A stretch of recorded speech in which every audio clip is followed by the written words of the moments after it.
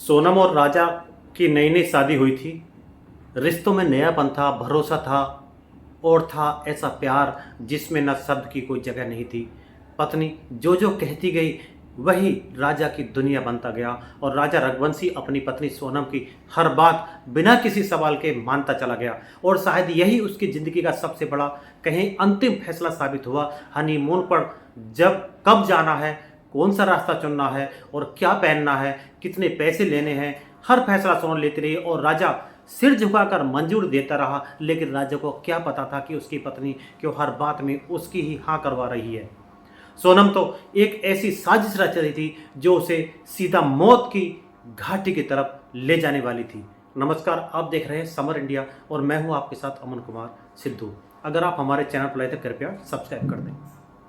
मध्य प्रदेश के इंदौर के कारोबारी राजा रघुवंशी मर्डर केस में अब तक का सबसे बड़ा खुलासा हुआ है। राजा की पत्नी सोनम ने विशेष जांच दल यानी कि एसआईटी के सामने उसकी हत्या करवाने का गुनाह कबूल कर लिया है। शिलोंग पुलिस द्वारा पेश किए गए ठोस सबूतों और कड़ाई से की गई पूछताछ ने सोनम को सच उगलने पर मजबूर कर दिया है और इसके बाद सोनम के भाई ने सार्वजनिक रूप से ऐलान किया है कि उन्होंने सोनम से सारे रिश्ते तोड़ लिए हैं।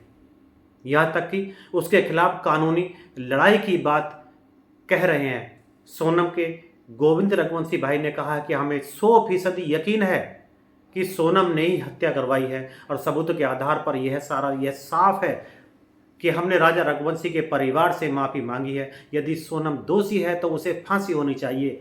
उधर शिलोंग पुलिस ने वारदात के बाद सोनम के हत्यारों के साथ मुलाकात का सीसीटीवी फुटेज दिखाया और जिसमें वो उनसे बातचीत करती नजर आई। पुलिस ने कॉल डिटेल और मोबाइल लोकेशन के आधार पर सवाल तैयार किए और जिसका सोनम के पास कोई जवाब नहीं था।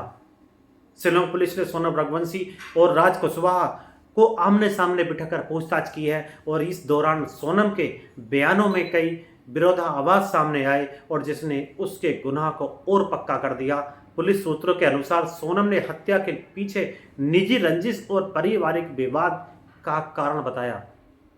पुलिस ने इस मामले में अपनी जांच को तेज कर दी है और हत्याकांड में शामिल अन्य संदिग्धों की तलाश की जा रही है और सोनम ने कुछ अन्य लोगों के नाम भी उजागर किए हैं जिनके आधार पर कार्यवाही पुलिस कर रही है।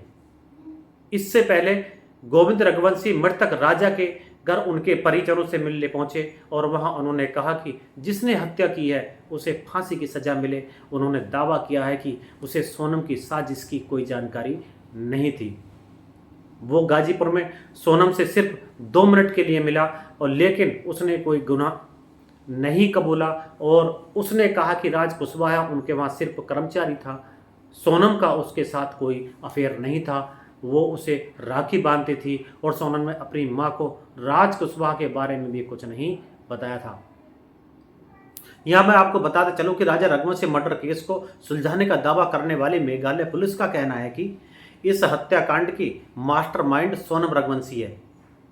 उसने अपने राज कुशवाहा और चारों सुपारी किलर की मदद से इस साजिश को अंजाम दिया है और पुलिस सभी आरोपियों को ट्रांजिट रिमांड पर शिलोंग ले गई है और जहां उनसे लगातार पूछताछ की जा रही है। मेघालय पुलिस ने पूरे ऑपरेशन का नाम ऑपरेशन हनीमून रखा था।